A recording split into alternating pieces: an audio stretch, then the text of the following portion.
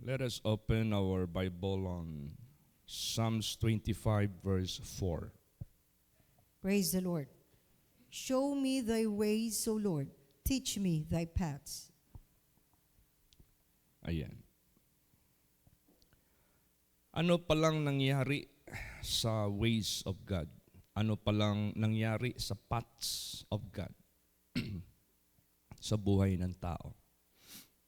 Bakit you are asking God, Lord, ipakita mo sa akin. Lord, ituro mo sa akin. What happened? Ano ang nangyari sa ways of God? Anong nangyari sa paths of God sa buhay po ng tao? It was diverted by Satan. Alam mo yung pinakita ng Diyos sa buhay ni Adam at saka ni Eva? Ano ba yung way ni Adam at ni Eva? Saan pala sila ililid ng Diyos? Alam nyo ba saan? Sa eternal life. Sa buhay na walang hanggan. God made a tree of life na kung si Adam at si Eva nakinig lang sa Diyos, yung way na nilagay ng Diyos sa buhay nila, that will lead them to that direction to take and eat the tree of life. And that is everlasting life. Nawala yun eh. It is being diverted to other direction that suppose hindi nila marating yung kapahamakan ng kanilang kaluluwa. And who made it? Sino ang gumawa noon? Satan the devil. Sino ang nagbago ng status ng 1/3 of angels in heaven na dapat mag-enjoy sila hanggang ngayon? Dapat nandoon sila sa kanilang first state kung tawagin. God made them to serve God in His riches, in His glory. Sino nagbago sa kanilang status? That they are no longer there. Sino ang nagbago sa kanilang status? That they are not worthy. They are no more worthy to remain in their first state. Diba si Lucifer? Kaya nung nangyari yan sa tao sa mundong ito, nawala yung way of God, nawala yung path of God, na nilagay ng Diyos sa tao to inherit the kingdom of God, to inherit eternal life. Kaya sa buhay natin, dahil lang sa gospel ng ating Panginoong Hesukristo, God sending His only begotten Son, and that is our Lord Jesus Christ, to show us the way. Praise the Lord. To restore the original path, the original way na nilagay ng Diyos sa tao to lead them to the tree of life na yan. Kaya dahil sa gospel ng ating Panginoong Hesukristo, naunawaan natin, naliwanagan tayo, nasabtan na to, na nailad man day ang atong ginikanan, ug hantod na abot dinhi sa atong tagsa-tagsa nga kinabuhi. Maayon na lang niabot si Lord Jesus Christ to show the way. Praise the Lord. Mabuti na lang dumating ang ating Panginoong Jesucristo upang ipakita niya ang daan. And He is the way. Kaya sabi dito, show me thy ways. Teach me thy paths. Paano natin makita ang way ng Diyos na mag-lead sa atin sa eternal glory, eternal riches? Nandyan kay Jesus Christ. Nandyan sa Kanya. Nandyan sa Kanya. Alam mo, habang buhay tayo, ang kaaway, kakambal na natin si Satanas. Hindi yan maghinto. Hanggang sa last breath natin. Tingnan mo yung experience natin. Sino man yung mga anak ng Diyos na nandyan na sa in the point of death? Halos inaagaw yan ng dyablo. Habang buhay pa, inaagaw ng dyablo. Nasa in the point of death na, nasa binggit na ng kamatayan, aagawin pa rin ng dyablo. So meaning to say, unless we die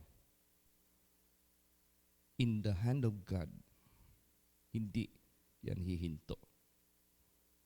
Be thou faithful unto death. Kaya yan ang instruction ng Diyos sa atin. And pag naging faithful ka unto death, the last enemy that you have to defeat, nagawa mo na.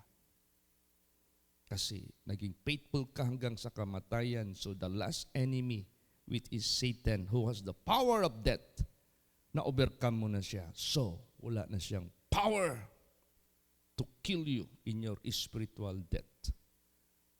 Ayun yung path na nilagay ng Diyos sa buhay ng tao to lead you to the tree of life. Praise the Lord. At yan ngayon, ang dinala ni Jesus ngayon, binalik niya sa mundong ito. Kasi ang kaaway, hindi yan maghinto talaga. Basahin natin yan. What was the prayer of this man? Psalms 5 verse 8. Praise the Lord. Lead me, O Lord, in thy righteousness because of mine enemies.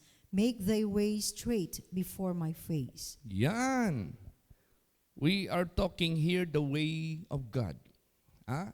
Ang pinag-usapan natin ngayon sa devotional na ito, ang daan ng Diyos, ang way ng Diyos na mag-lead sa atin sa eternal life. Kaya nga, yung first verse, show me thy ways, O Lord, teach me thy paths. Bakit? Lead me, O Lord, in thy righteousness because of mine enemies. Make thy way straight before my face. So, ibig sabihin yan, dapat sa habang buhay tayo, ang way ng Diyos ay nandyan sa harapan natin na huwag tayong umambak, huwag tayong tumalon, huwag tayong mag-iba. Ilagay natin sa harap yung way ng Diyos. Ano ka dyan? Subayin mo yan. Diretsuin mo yan. Huwag ka nang lumingon sa kanan at kaliwa. Straight na. Huwag kang mawala sa kaligtasan ng Diyos. Bakit? Because of our enemies. Dahil yung kaaway natin laging kumukuhit. Yung kaaway natin laging nagpapansin. Para siya yung tingnan natin. Pag tumingin tayo sa Kanya, tuturuan niya tayo ng kasinungalingan, tuturuan niya tayo ng kapahamakan, pero in a such witty way. Anong witty way? Yung mangilad ba? Tikon ta, bulahin tayo. Lahat ng gagawin niya. Tulad sa ginawa niya kay Adam at kay Eva. You will not die if you eat that. But you will be knowing what is good and bad. You will be as God. Ang galing talaga Hindi na lang sana ginawa ni Adam at ni Eva na doon na lang sila sana tumingin sa Diyos at nakinig at naniwala at wag na silang Yun ang dapat mangyari sa atin eh. Praise the Lord. Straight. Kaya yung mga mag-aasawa, yung schedule na magkasal, binabawalan niya ng mga magulang na magpunta-punta kung saan-saan hanggang makasal. Bakit? Baka makakita ng ibang babae. Baka makakita ng ibang maputol yung kanilang kasabutan. At saka baka madisgrasya, mamatay. Ganun man yun. Now, kung iyan ay iniingatan ng tradisyon ng mundong ito to make their plan fulfill, ano pa kaya sa ating kaligtasan? Kaya, yung daan ng Diyos na dilagay sa atin, sa ating harapan, diyan na tayo. Praise the Lord! Huwag na tayong lumingi-lingi pa sa tuo o wala. Huwag na maglingon-lingon. Straight lang sa harapan natin. So, paano natin yan gawin? Magpaturo tayo. Lord, turuan mo ako. Di ba tayo, pag magpunta tayo ng ibang lugar, hindi natin kabisado, maghinto tayo. Ay, good morning. concerned citizen, good morning po. Asa mang dalan dinhi nga mauni nga address. Kanang taga din na, kabalo gina sila. Palita masaag, maupod ang Diyos. Lord, asa man ang dalan nga angay namong agian? Saan yung daan na dapat naming tatahakin na inilagay mo sa harapan ng tao sa pasimula pa? Kaso, hindi sila nagtitik sa iyo, nakinig sila doon sa kaaway ng Diyos, nawala sila. Ngayon, Lord Jesus, ituro mo nga sa akin. Iyan. Diyan ako maniwala sa iyo. Basahin natin yan. Psalms 86 verse 11. Praise the Lord. Teach me thy way, O Lord.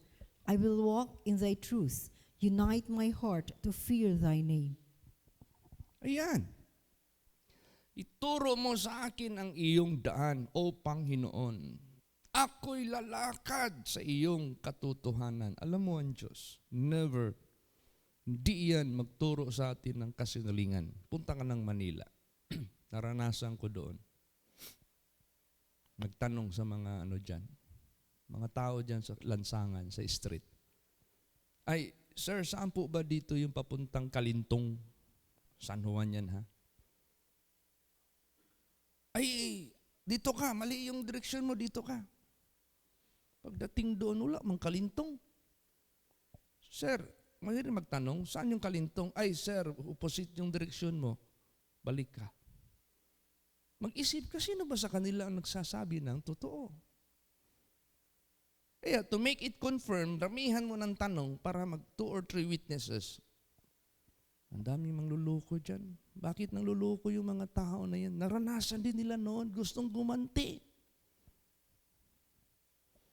Pero ang Diyos, pag sa Kanya tayo lalapit, He will show us the truth. Hindi siya magsisinungaling. Kaya napakasarap magpunta dito lagi sa simbahan. Kasi dito tinuturo ng Diyos ang Kanyang way, ang Kanyang truth. Praise the Lord. Dito natin. Kaya kung meron man tayong favorite place to go regularly, as often as we could, simbahan. Nandito yung katotohanan ng Diyos. Hindi ka maliligaw. Dito yung way ng Diyos na ituturo sa iyo. Way that will bring you to blessing. Way that will bring you to eternal benefits. Lahat-lahat nandito na. Kaya, importante na maintindihan ba natin ang pamaraan ng Diyos para hindi na tayo mag-alanganin. Basahin natin yan. Psalms 119:27. Praise the Lord. Make me to understand the way of thy precepts, so shall I talk of thy wondrous works. Ayan, kahapon nag-preach kami doon sa unexpected yun eh. Kasi prayer meeting kahapon, di ba, kagabi. I have to spend my night before leaving Davao for our long trip, no? Bigla may nag-request na, Pastor, pawalihon daw ka dito sa patay. Sa last night, karong Friday, kay Sabado, lubong na. Kung kinsa man na. Ay, anak ni Mr. Yap Iping. Ano man, nag-testimony ako lagi si Yap Iping na binagaling ng Diyos. Buddhist na naging Christian. Teka. Sorry, I cannot serve what they asked me to preach sa schedule nila. But the only slot I can give them tonight. Kahapon kasi yon. Tell them. Yun, na-reset yung schedule. So, nagbigay tayo ng Word of God doon. Doon narinig mismo sa pakinig ni Pastor RJ na sinama ko kung paano nag-testimony yung daughter-in-law ni Yap Iping, paano yung miracle na nangyari. Praise the Lord. And how she introduced me to the crowd. Ito si Brother Chito Mojares na ginamit ni Jesus Christ yung aking father-in-law na nasa critical condition na imposible nang gagaling. Ito ang ginamit ng Diyos. Gumaling ang aking father-in-law. that is the father of the one who is lying, na nandito pa, hindi pa nailibing. Yung pala si Pastor RJ, nag-asam-asam din. Mayroon pa kaya ang pamilya, nandito pa kaya sa Davao ang pamilya ni Yap Iping. How I wish to meet them and hear something out of that miracle which God made from them directly. Narinig talaga ni Pastor RJ. Praise the Lord. Tinawag kami ni Susan Go. Pastor, ayaw diri pagkaon diri sa common dito ta sa sulod para makalingkod mo tarong niya mag-istoryahan na ita kay dugay na tawa nagkita. Praise the Lord. Ayaw nag-fellowship kami. See? Kaya kailangan talaga na maintindihan ng husto ang kapangyarihan ng Diyos. Kaya si Yap Iping, yan yung Chinese na Buddhist na nagsabi, I am no longer Buddhist. It was not Buddha who cured me. Di na ko Buddhist. Di na ko tapikong. Kay dili si Buddha ang nag-ayon nako. Si Jesus Christ. Christian ako. Boldly ha. Ninindigan niya yan. Praise the Lord. Because Jesus is alive. Buddha is still in the grave. Daming Buddha kahit san-san. But they are not the living Buddha. They are statues. Mga statues. Mga statue lang yan. Mga rebulto lang yan. But Jesus is alive. He heals. He saves. Nagpapagaling siya. Nagliligtas siya. He is talking to whom He would like to talk. He show Himself to whom He would like to show. Kaya yung mga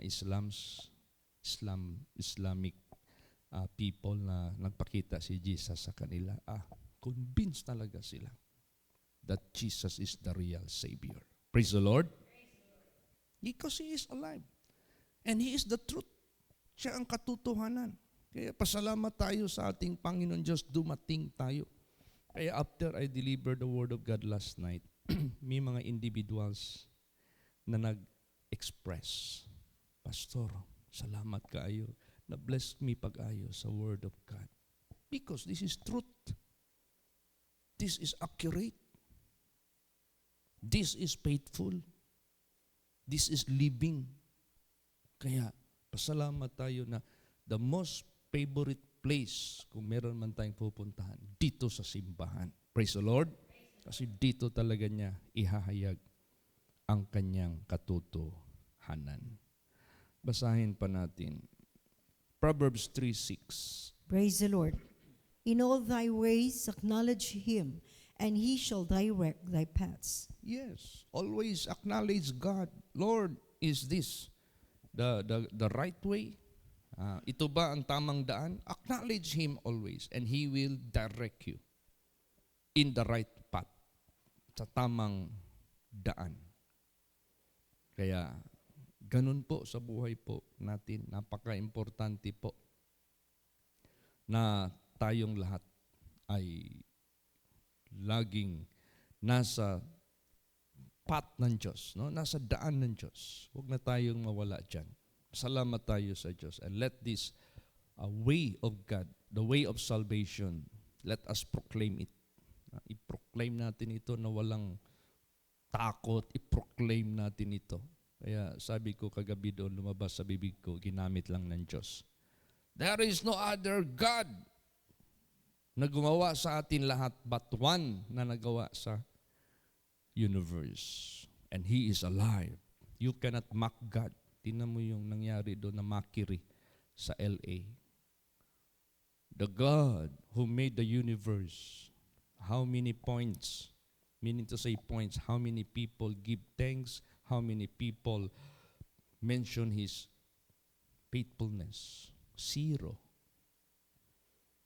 Mas madami pang nag-mention sa mga performers ng mga artista. Kasi Hollywood, ano yun eh, gathering yun yung mga performers, yung mga tinatawag na nagka-cast. Kapag sinabing nagka-cast, sila yung nag-a-act na superhero, sila nag-a-act ng mga, lahat ng makikita mo dyan sa mga worldly na mga pinapakita sa Hollywood. Yan yung gathering. Ano yun awarding yun Golden Award. Nagtawanan sila nung zero, tapos nag-adlib pa yung MC. Because this town is godless town. Proud pa sila na walang nag-mention ng Panginoon Diyos na lumalang sa universe. Sige, tingnan natin. Hamakin niyo yung naglalang sa inyo at ayaw niyo siyang i-recognize. Diba? Kinunan sila ng mga bahay. Ilang taon nilang pinagtipunan, ilang taon nilang pinagtitiisan mga action nila para lang maka-receive sila ng salary, para lang makatayo ng mga gagandang bahay. Isang iglap, kinuha ng Diyos. Hanggang nag-apologize ang MC. Hindi huminto yung apoy. Kaya, He is the truth. Praise the Lord. He is the Savior of all humanity. Masarap makinig sa kanyang katotohanan. Basa pa. Proverbs 4:11 hanggang 12. Praise the Lord. I have taught thee in the way of wisdom. I have led thee in right paths. When thou goest, thy steps shall not be straitened, and when thou runnest, thou shalt not stumble. Ayan. Tuloy-tuloy yung biyahe natin na hindi tayo ma-stumble. Hindi tayo mahulog ba sa ikakapahamak natin. Tuloy-tuloy na yan. To reach the eternal glory of God. Binigay ng Diyos sa atin, tinuro sa atin yung daan. Tuloy-tuloy na yan. Huwag ka nang umalis dyan. Basa pa. Psalms 143 verse 8. Praise the Lord.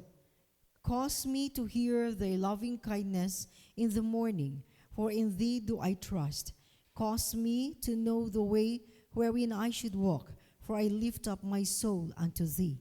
Ayan, napaka-importante na ang umaga sinimulan mo. You have started your morning with God, with the way of the Lord, para you may walk thereat. No? Para makalakad ka dyan. Cause me to hear thy loving kindness in the morning. Ito, morning devotional. Maririnig mo yung loving kindness ng Diyos. For indeed, do I trust, do not trust anyone. Only God. Cause me to know the way wherein I should walk. Gawin mo talaga sa buhay ko. Gawa ka ng paraan na doon talaga ako dadaan sa daan na dapat kong dadaanan. For I lift up my soul unto you. Huwag mong i-lift up yung soul mo kay taning. Huwag mong i-lift up yung soul mo sa worldly pleasure. Huwag mong i-lift up yung soul mo sa kanino pa. Doon mo sa Panginoon. He can take care of you. Praise the Lord. He can direct you. He can guide you. He can save you. Kaya, ganun. Kasi dito sa sanglibutang ito, we are in the midst of the path of judgments. Alaala nyo yung nandun ako na-assign sa Manila. May nanaginip doon, si Sister Pilisa. Bridget, nagdamgo ko. Nga ang Manila congregation, nga mga member sa holy place, nagmarcha daw ta. Marcha ba? One line lang. Nya kay ako may na-assign dito. Ako yung nag-una. Nya, siya daw nasa ikaduha. Nya, ang uban membro nagpadayon sa isa lang kalinya. Nya, nagsunod minimo, Bridget. Pag-abot sa tumoy, sa unahan gamay sa among atong gilatas nga dalan, nagkalit lang nga ang dalan na himong Y. Say Y. Letter Y. Anak man ang Y. Nya, anak. So nahimong duha. Diri sa wala, lapad nga dalan, limpyo kayo, sinilhigan, simintado, nindot, perting lapara. Diri pod sa too, naun sa manang perting ipita sa dalan, perting lisuda, daghang tunok, unya, ay, ipit kayo. Nya, gibadlong ta ka. Kay dikto man ka nipili sa lisod nga dalan. I-overtake daw ko nimo, inovertikan kita. Tapos pag overtake niya sa akin, hinarap niya ako. Sabi niya, Bridget, lisod man ning dalan imong gipili. Dikto tao, sa pikas dalan. Nga sayon. Ang ginawa ko daw, kaya nakapaamang kami lahat, walang sapatos, walang tsinelas. Sinabi ko daw, tanawa ko, bisag diri ang atong ipili. Tanawa ko, nasaktan ba ko sa mga tunok? Tanawa, Yan. Tapos, sa hirap ng daan, doon sa pinakadulo, may Golden City, liwanag. Dito naman sa pag sabi ko ng ganon, pinakita yung dulo, Golden City, napakaliwanag. Dito naman, pinakita yung daan, ang dulo, madilim, tapos may lumalagablab na apoy. Tapos meron doong taning na devil na gumaganon daw. Sige, dikto ka, di ba? Hulog ka sa impyerno. Pili atong lisod nga dalan, pero maabot ka. Mamo na i-describe. Yan yung dinescribe ni Jesus. Narrow is the way. Straight is the way that will lead you to life. But broad is the way, and wide is the gate that will lead you to death. And many, marami ang magpunta. Maraming gustong magpunta sa life, pero kunti lang ang makadaan. Kaya sa buhay natin, piliin natin yung daan na tinuro ng Diyos sa atin, na dinaanan ni Jesus Christ. Praise the Lord! Yan, dyan tayo mag-lead kasi nandito tayo sa paths. Pag sinabing paths, plural, dalawa. In the paths of judgment, pipili ka sa daan na imong laktan, imong lakwan. Dito tayo sa right path. Piliin natin ang mabuti. Basahin natin ang the best place to go. Basa. Isaiah 2 verse 3. Praise the Lord. And many people shall go and say, Come ye, and let us go up to the mountain of the Lord, to the house of the God of Jacob, and he will teach us of his ways, and we will walk in his paths. For out of Zion shall go forth the law, and the word of the Lord from Jerusalem. Ayan. Maraming mga tao magsasabi, punta tayo. Halik kayo, punta tayo doon sa bundok ng Panginoon, sa house of God of Jacob. House of God, this is the church. House of God of Jacob. Anong sabi ni Jacob nung nanaginip siya? Ang panaginip ni Jacob habang natutulog siya sa lugar na yan, merong hagdan, papuntang langit mula lupa. At may mga anghel na gumaganon-ganon galing sa taas. Tapos nagising siya. Sabi niya, wala nang ibig sabihin sa panaginip ko, but the house of God. Anong house of God? Yan yung hagdanan papuntang karya ng Diyos. Praise the Lord. That is the house of God of Jacob. And he will teach us his ways. We will walk in his paths. For out of Zion shall he go forth the law, the word of the Lord from Jerusalem. Praise the Lord. Minsan magtanong yung mga tao, Pastor, bakit nagbabiyahe ka ng Canada, Malaysia, kung saan-saan? Bakit? Anong purpose natin doon? Mag-aksaya tayo ng oras, aksaya tayo ng pira for sightseeing? No. Sightseeing, that is not worth as a pastor. Bakit? Ano pinupunta natin doon? To bring the way, the path of God. Praise the Lord. And that is worthy. That is worth to travel anywhere. Yung mga sightseeing na yan, ano na lang yan, yung by chance na lang. Alangan man magbiyahe ka, magpikit ka. Alangan man magbiyahe ka, hindi mo ma-appreciate yung ginawa ng Diyos. Praise the Lord. Oh, you must appreciate it. Oh, how wonderful is this place which the Lord hath made. Before I can see this only in the calendars, but now I am able to step on. Naapakan ko na. And I was able to glance.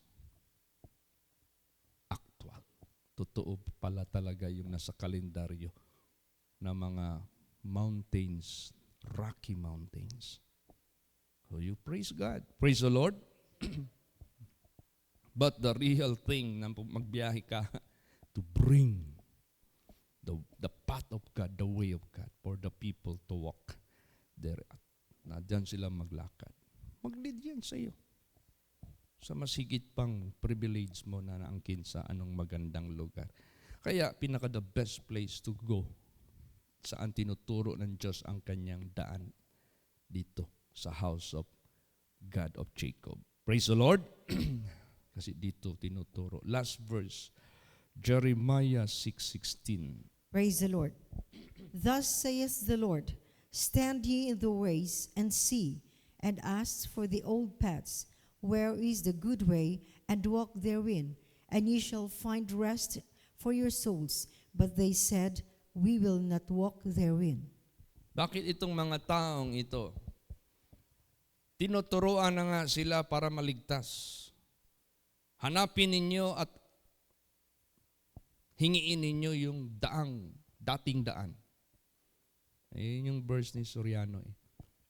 Hindi naman yan verse ni Soriano, verse naman talaga yan ng Panginoong Diyos. Praise the Lord. Dating daan. Hanapin niyo yung dating daan. Pero anong sabi ng mga tao? We will not. Ayaw namin. We want modern. We want the latest. Ano yung modern ngayon ng daan? Sa mga Kristiyano kung tawagin. Ang mga Kristiyano, ang mga babae, pwede nang mag-short pants, pwede nang mag-miniskirt, pwede nang magpantalon, pero yung old path, maghanap ka ng old pictures noon, ang mga babae wala ka makita nagpapantalon. Praise the Lord. Ang mga tao noon hindi nagpapakita ng mga masilang bahagi ng katawan. Ngayon, mahalos maghubad na ang mga tao. Ultimo, magdaro dyan, kita mo ang taas ng mga palda ng mga babae noon. Kahit nag-araro, yes. That is the way of holiness. That is the good way that you will find rest to your soul. Because that is the way of holiness. Praise the Lord. Follow peace with all men and holiness, without which no man shall see the Lord. Yan ang kailangan natin. Kaya nga, thus saith the Lord, stand ye in the ways, and see, and ask the old paths, where the good way, and walk therein, and ye shall find rest for your souls, salvation. But they said, we will not walk therein. Ay, ayaw namin dyan sa simbahan nyo, ang boring naman. Doon kami sa modern way, kaya makasayaw kami ng husto doon, makapagsigaw kami doon ng husto sa praise and worship doon sa Diyos. Kayo dyan para kayong mga patay na mga Kristiyano. Boring yung simba ninyo. This is the old way. This is the old path. We need more concentration. We need more to feel the presence of God, rather than to dance, to shout, rather than to jump for nonsense. Diba? Worship God in the beauty of holiness. Worship God in peaceful way. God is in His holy temple. let all the earth keep silence before Him. Yes, you may sing. Yes, we might have some choruses, but not to the extent magsayaw-sayaw na tayo dyan.